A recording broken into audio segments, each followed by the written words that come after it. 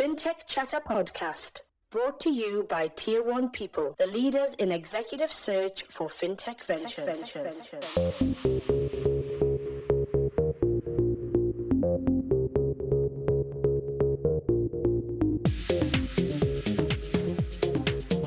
Hello and welcome to Fintech Chatter, the show where fintech leaders join me for a chat.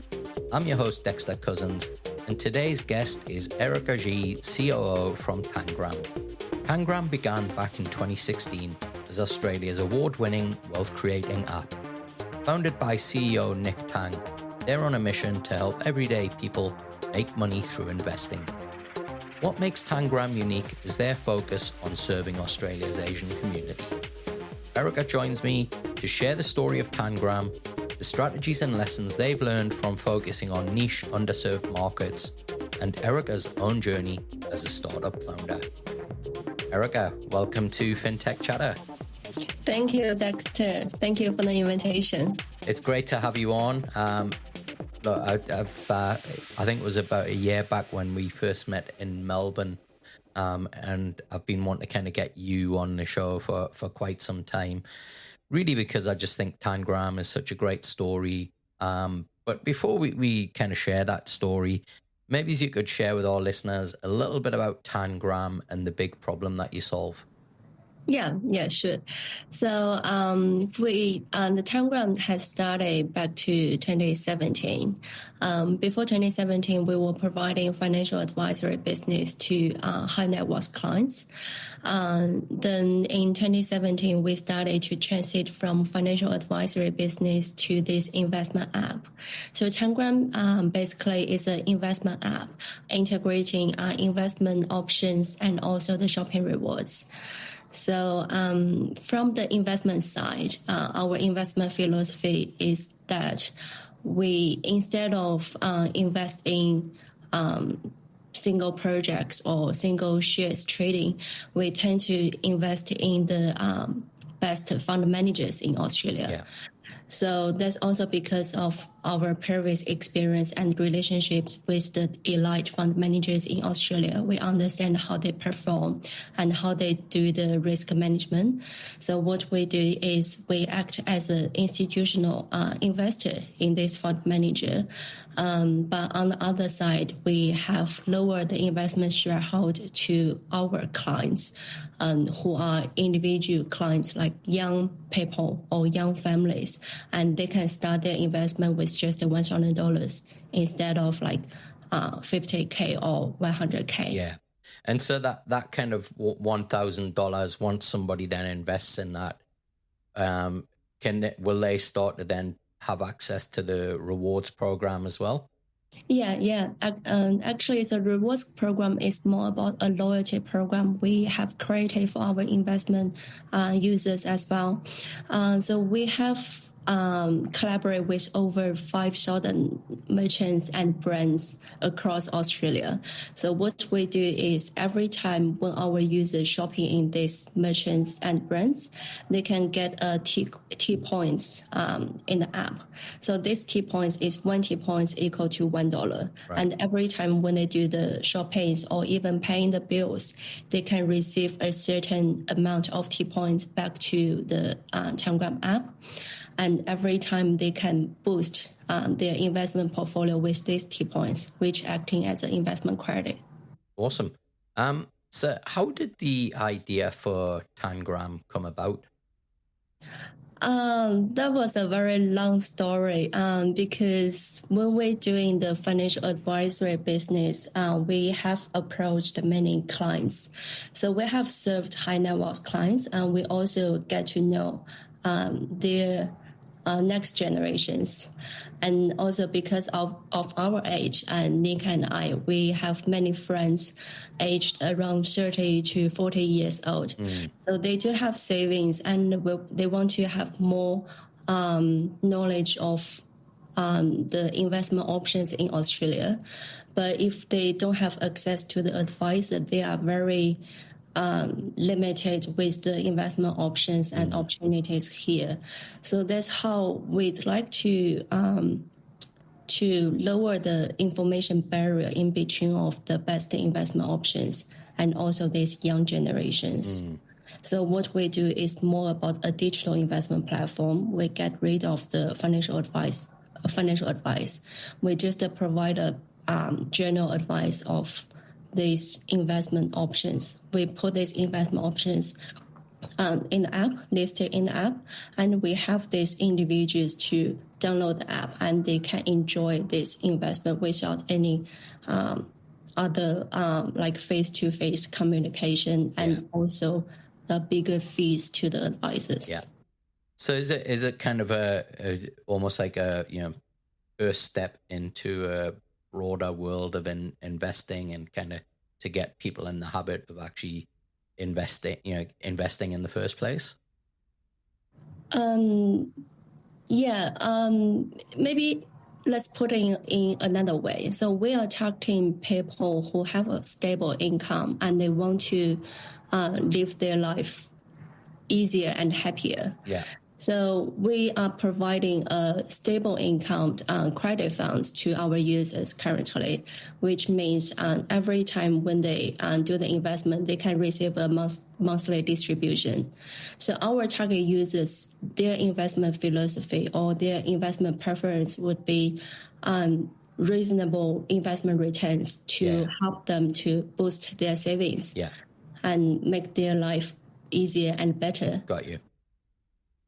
So you mentioned earlier that you and Nick were both financial advisors, and that's, I guess, an industry and a profession that's become really difficult to, kind of make successful, given all the regulatory changes and challenges that have happened over the last 5-6 years.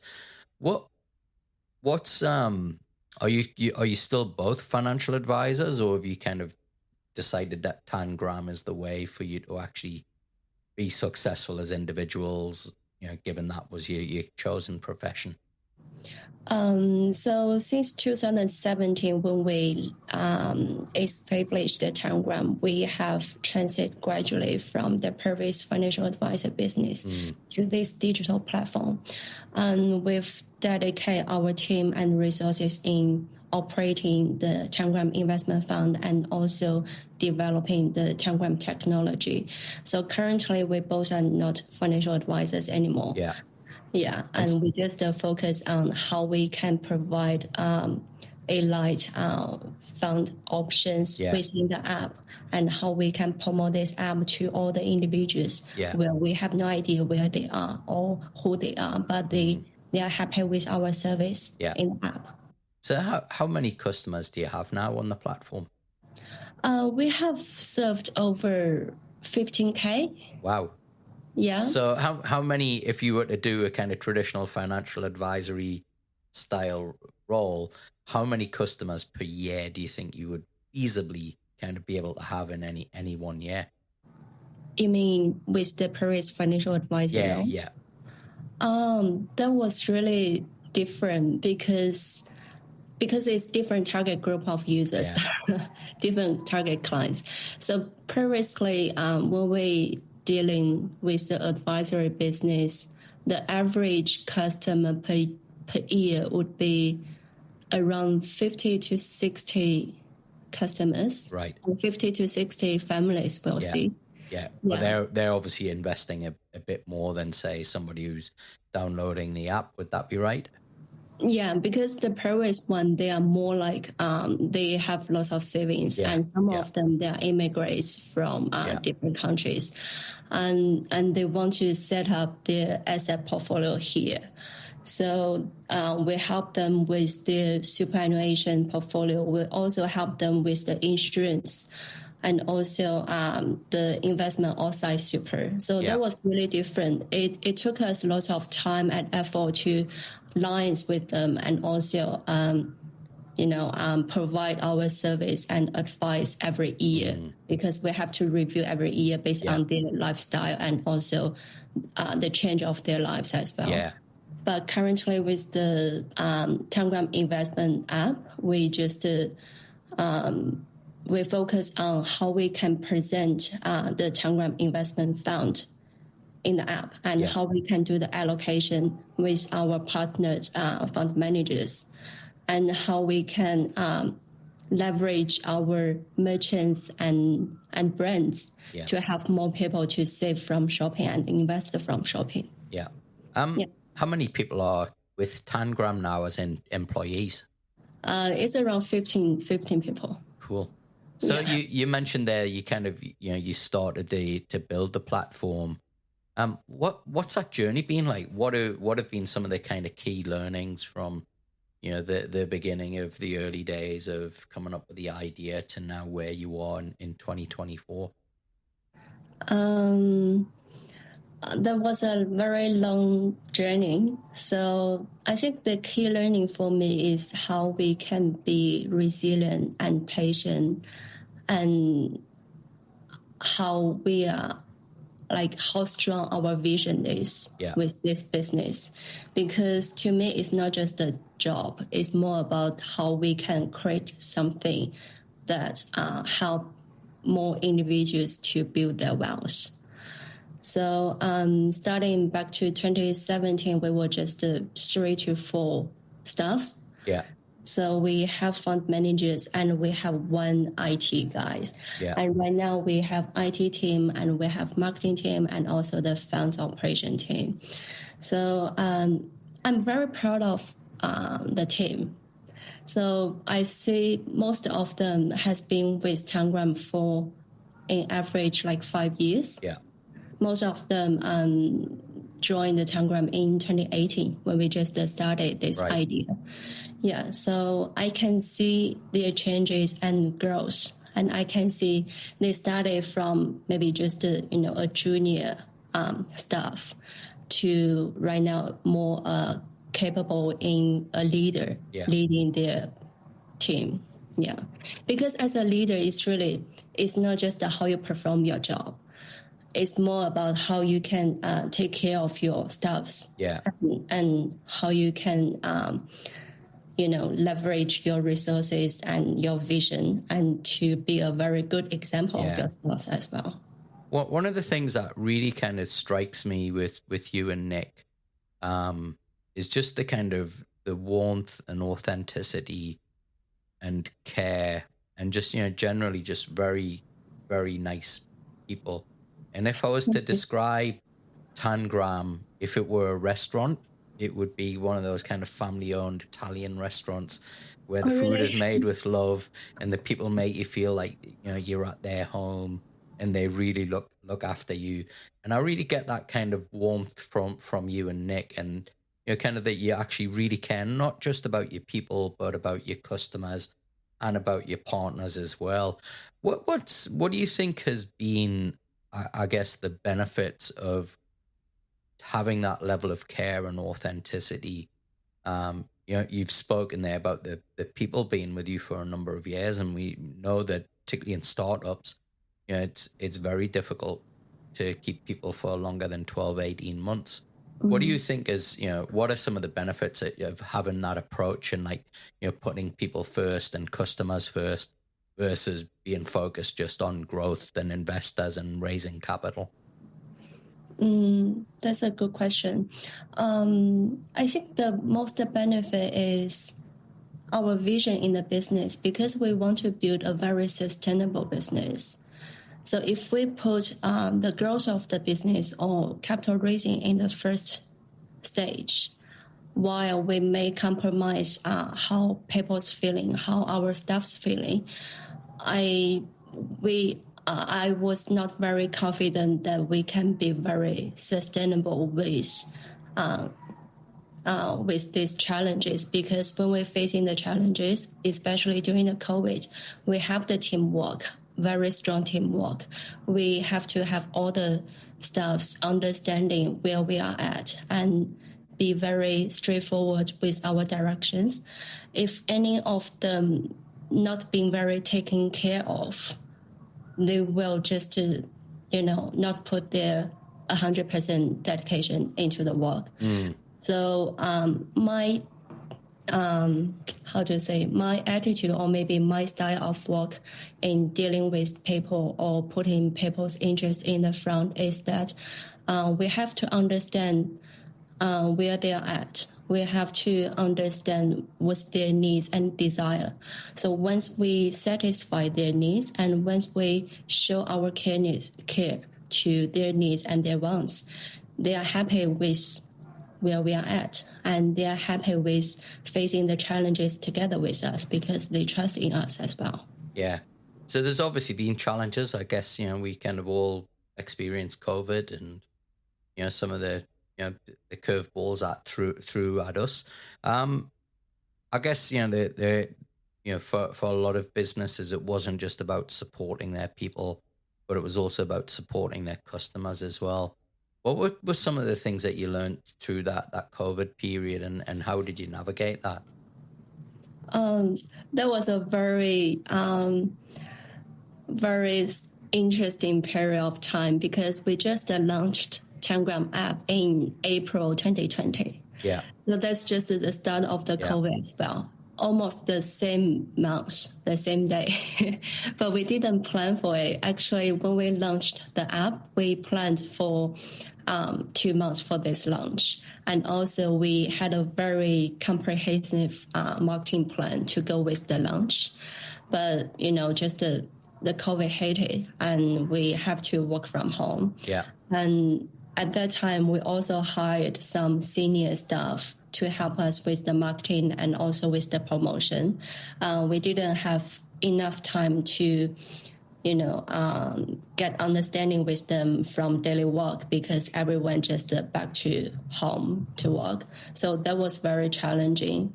And another thing is we couldn't follow the marketing plan we have scheduled. So we just changed the marketing from offline to online. But I really appreciate our merchants and brands we have signed initially because they were very struggle with their sales as well. So what we did is we held some not-for-profit campaign with these partners. So what we do is we help them to promote their products within the app. And we have the registered users to buy these products. And in return, these merchants can give back some discounts, which is in the format of the T-points. Got you. So this is a good time for us to promote what is Tanggram. So this is the function we have. We help you to buy more products online and also help you to boost your investment from this shopping rewards. Yeah. And on the other side, we have the merchants to go through the challenges during the COVID because they couldn't even open the store. Yeah. Yeah. So one of the things that also has kind of struck me as well is, 15,000 customers doesn't sound a lot, but when you're asking each one of them to invest at least $1,000, that then becomes a huge.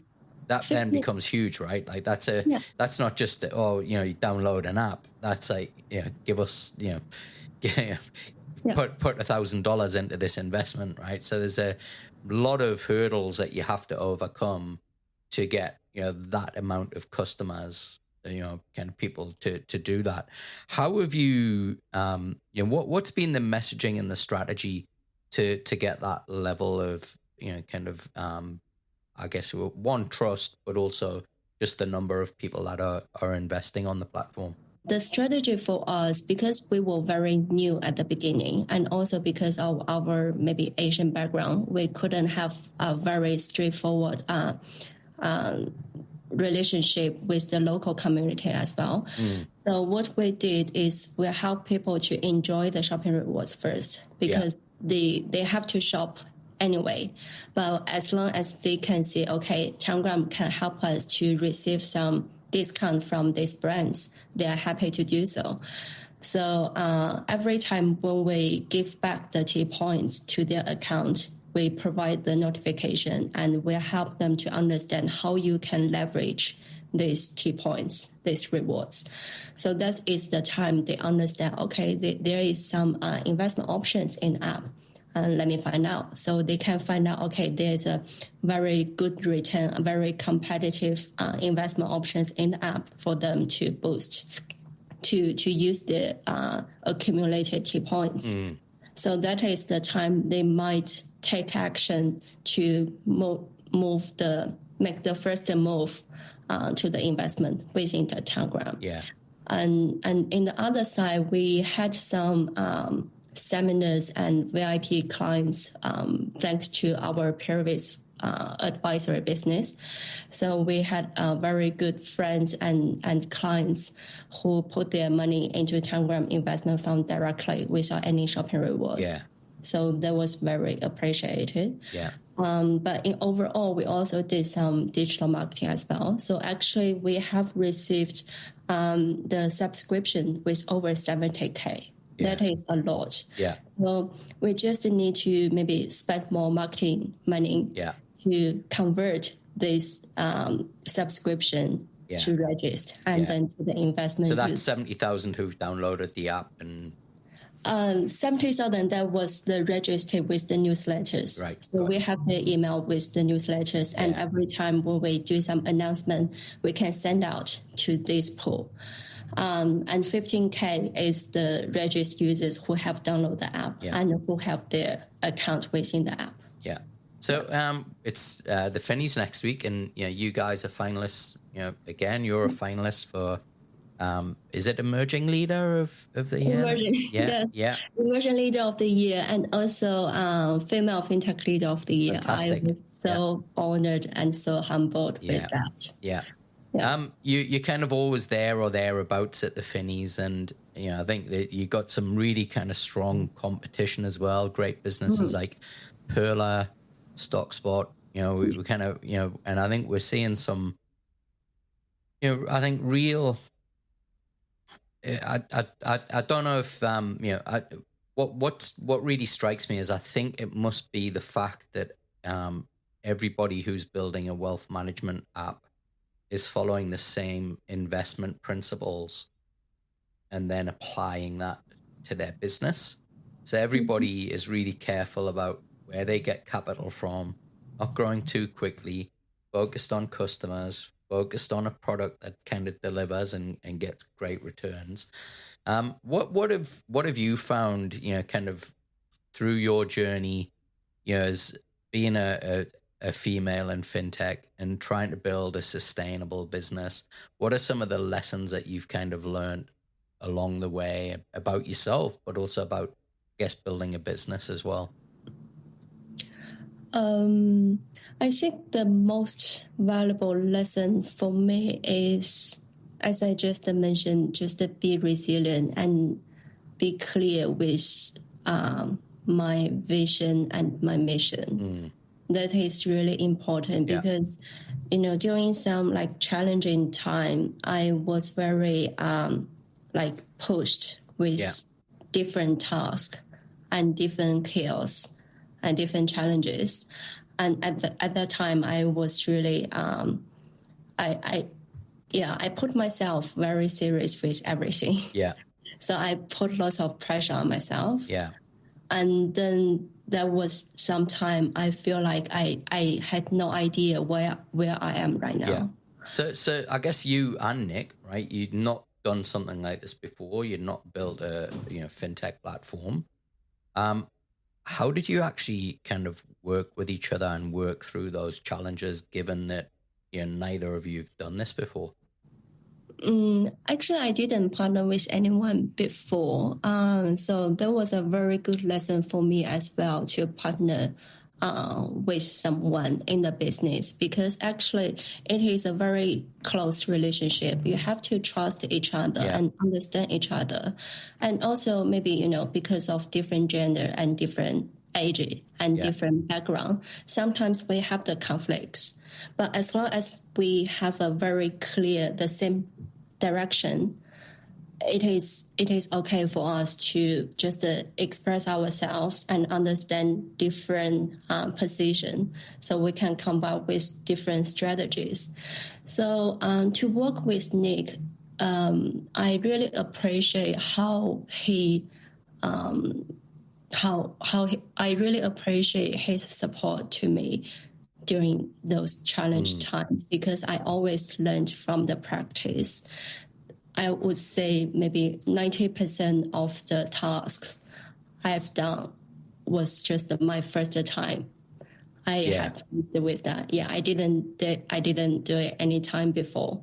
And also because it is a startup, it is a business, I wanted to treat it very seriously. I wanted to do something right and be successful and responsible for everything and all the people I have met. So Nick has supported me very good. And also in the meantime, I think our method of work is different. Yeah. So that's how we can maybe collaborate with each other. So myself, I tend to be more empathetic, more vulnerable when communicating with different people, with like our stakeholders, our shareholders, or our team members. But in the same time, I tend to be more direct with the communication. But Nick is more strategic. Yeah. He got a very long-term vision. So, but in the meantime, he's more softer spoken. You know him, you know his style. So it is a very good match for us. For example, when we're hiring a senior role, I tend to be the first one to meet with this candidate because I want to feel with my empathetic, I tend to feel where they are at. I tend to understand what's their needs. Maybe they didn't speak out, but I tend to feel, okay, that is what he needs or what she needs. And then I also try to be very upfront with our challenges.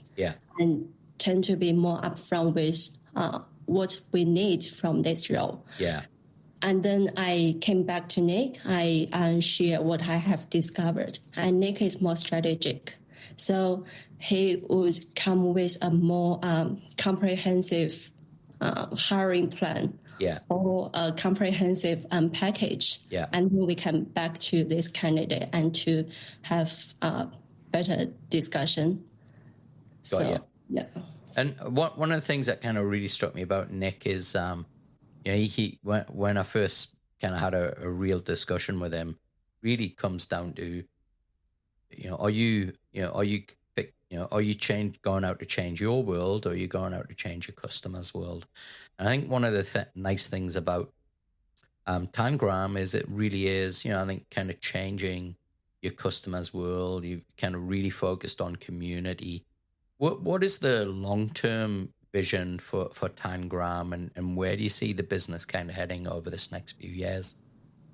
Tanggram from day one tends to be a unicorn as always. So that's our mission.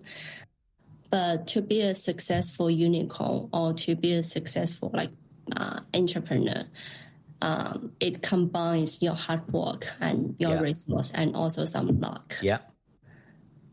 So we need to focus on where we are at, and we need to focus on what business we are building and what benefit we want to provide to this society.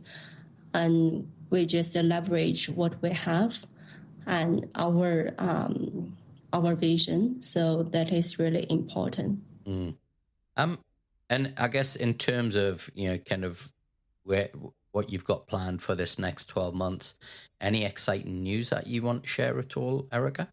Yes, definitely. So Tanggram is planning to have a super fund. So that is very exciting. Based on our previous experience in the financial advisory industry, we understand superannuation in Australia is very regulated. And we understand there are so many people, especially immigrants, they came here. Everyone has super account, but most of them, they had no idea what super is. So we are building a super fund specific for Asian Australia community. And that is really exciting for me because I feel like it's time for us to do this kind of amazing thing because we have built some reputation. We have built a very solid team, and we also have built some connections within the industry. So I feel like it's a good time for us to move forward with the super plan. And also with the target group I just mentioned, we're going to focus on the Asian Australia community because we see there's a big gap in between. Yeah. We as an immigrant here, we understand, we did talk to many Asian people or Asian families. So they came here, they live their life, and they live with plans. Yeah. They work very hard and they live with plans. Yeah. So everyone, they do have a super account, but many of them, they don't even know it does have an investment. Yeah. They thought it is maybe just a saving scheme run by the government. Right. So that was really funny. That was really interesting. And they didn't know, okay, super can be invested. And they had no idea there is some like default insurance options within the super. Yeah.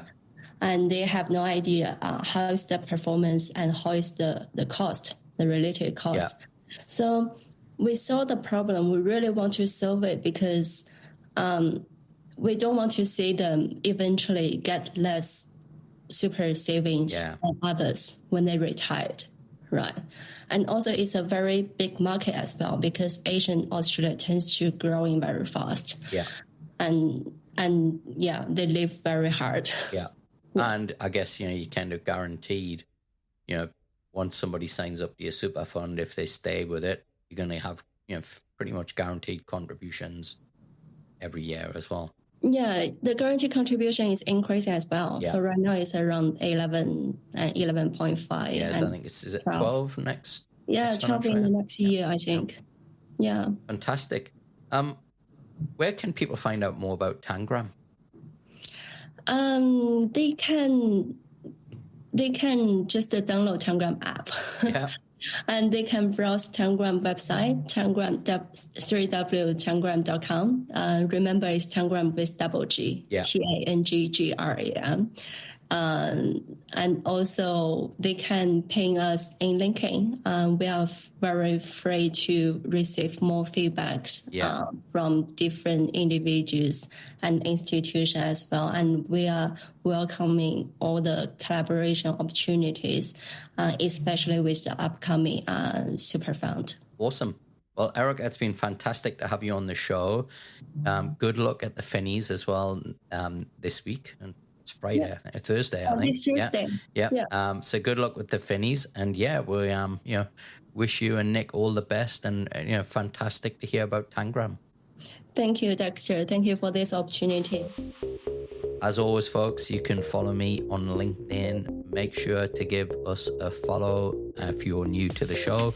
And if you're coming back, thanks so much for your support. It really does help in showcasing and giving a platform to great founders like Erica and Nick at Tanggram. Until the next episode, keep well. Fintech Chatter is produced by Tier 1 people, leaders in fintech executive search. We'll find world-class leadership talent to build world-class fintech ventures. And you can find us at tier1people.com.